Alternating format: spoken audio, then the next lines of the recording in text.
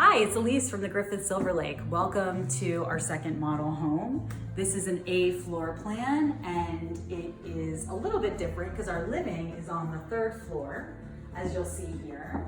And there's a few other differences. We do still have our amazing bifold door, so easy to use.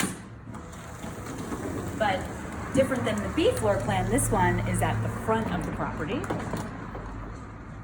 can have views of the hills. The other cool thing about this Model A is that it has our other color scheme. So what you'll see here is the white cabinetry, the taupe oak floor, as well as the gray quartz countertops.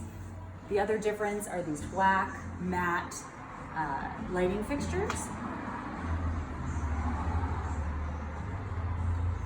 And the other thing you'll notice is that the kitchen has a little more space here, and that the living room has its own kind of separate placement over here. I really love this floor plan. I think you'll be excited to see it.